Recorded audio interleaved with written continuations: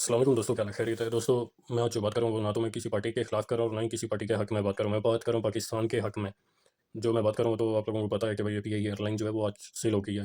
उसका मुझे बड़ा दुख हुआ है, क्योंकि पाकिस्तान पीआईए जो थी ये पाकिस्तान के लोगों की थी, ये किसी के बाप की मलकियत नहीं थी। खैर, जो पाकिस्तानी एयरलाइन थी मैं आपको उसकी थोड़ी सी खसूसियात बताता हूँ। 2020 में इसने वर्ल्ड रिकॉर्ड बनाया था दुबई के अंदर। दुबई के अंदर कोई भी जो जितनी भी एयरलाइन थी जिन कंट्रीज़ की थी वो लोग अपने नहीं उड़ा रहे थे जहाज़, क्योंकि वहाँ पे सैलाब आ गए, बारिश की वजह पानी बहुत ज़्यादा हो गया था। सब लोग जहाज़ तो उड़ाने की दूर की बात, वो अपने रूम से भी बाहर नहीं आए। वहीं पे पाकिस्तानी नौजवान था नूर खान मोहम्मद, उसने हामी भरी और उसने अपना जहाज़ उड़ाया वहाँ से पाकिस्तानी पीआईए का। एक तो ये पहला रिकॉर्ड बन गया। दूसरा इसका रिकॉर्ड ये है कि यावर सीस पाकिस्तानियों के जो जनाजे थे ना वो लेके आता था फ्री में। यावर सीस पाकिस्तानी को बहुत अच्छे से इस बात का पता है, जो परदेसी लोग हैं वो इस बात से बहुत ज़्यादा एग्री करेंगे। और अब चलते हैं इसके फ़ायदे और नुकसान की तरफ। 2018 से पहले ये फ़ायदे में थे या नुकसान में थे, मुझे इस चीज़ का कोई इल्म नहीं है, पर मेरी जो इल्म है मैं वो आपको बता रहा हूँ। 2018 में लॉस पर चल रही थी और 2019 में 148 अरब के फ़ायदे में आ गई। और आज 2025 को यही पीआईए 135 अरब की सेल कर दी गई। और सेल भी कैसे की गई, उसमें कोई टैक्स नहीं है, टैक्स फ्री कर दिया है, टैक्स माफ़ कर दिया गया है जिन साहब ने खरीदी है। सेकंड नंबर पे वो 10% पाकिस्तान के गवर्नमेंट में वो पैसे डालेंगे। 135 अरब का 10% पाकिस्तान के अकाउंट में डालेंगे। बाकी वो साहब जितना भी पैसा बाकी जो बचता है वो पाकिस्तान की पीआईए की एयरलाइन पे ही लगाएँगे।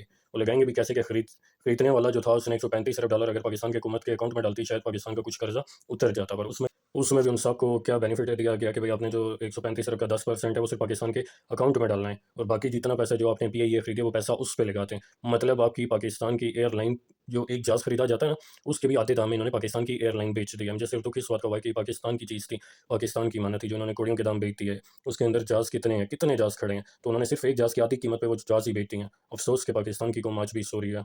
मुसल्लत किया गया ज़बरदस्ती, लोग अपनी मर्ज़ी से पाकिस्तान चला रहे हैं। मुझे अफ़सोस इस बात का है। ये वही पीआईए एयरलाइन है जो पाकिस्तानियों के जनाज़े बाहर से मुफ्त में लेके आती थी। ये वही पीआईए एयरलाइन थी जो हज और उम्रा करने वालों को इज़्ज़त से लेके जाती थी, इज़्ज़त से लेके आती थी।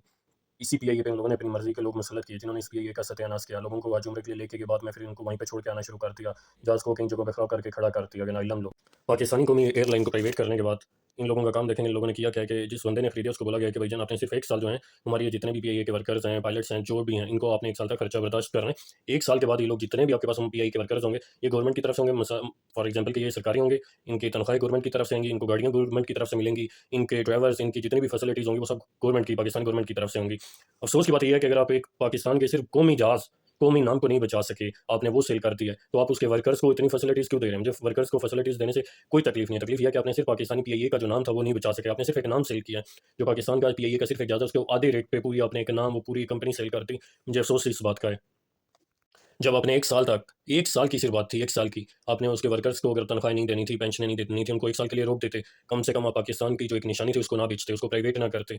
आपने सिर्फ उसका एक कागज़, एक नाम बेचने के लिए आपने उस पूरी एयरलाइन को ही बेच दिया। अफ़सोस कि आप वही 1 साल बाद उसका जितना अमला है सिवाय एक जहाज़ को छोड़ के बाकी उसकी मेंटेनेंस करने वाले, उसके रहने वाले, उसके साफ़ करने वाले, उसको चलाने वाले, कुछ भी करने वाले, आप उनको गवर्नमेंट की तरफ से रख रहे हैं। पर आपने जो पाकिस्तानी एयरलाइन थी आपने उसको प्राइवेट कर दिया, आपने उसको बेच दिया। इतना बड़ा ज़ुल्म ज़्यादती क्यों किया पाकिस्तान के नाम पे? ये पाकिस्तान की जो निशानी है, कोई भी पाकिस्तान क्या कोई भी कंट्री है ना, जो उसकी निशानी होती है, जो उसके एहसास होते हैं, उनको सँभाल के रखा जाता है, ना कि उनको फ़रोख्त कर दिया जाता है। ये किसी पार्टी के खिलाफ बात नहीं है, ना ही किसी पार्टी के हक में बात है। ये बात सिर्फ़ मेरे मेरे दिल को तकलीफ़ हुई है। मैंने इसलिए ये वीडियो बनाई है। मेरा और इस कोई मकसद नहीं है। बाकी जो लोग मेरी बातों से इत्तेफ़ाक करेंगे, वो लोग इस तकलीफ़ को, पाकिस्तान के दर्द को समझेंगे कि पाकिस्तान किसी के बाप का नहीं है, पाकिस्तान पाकिस्तानियों का है।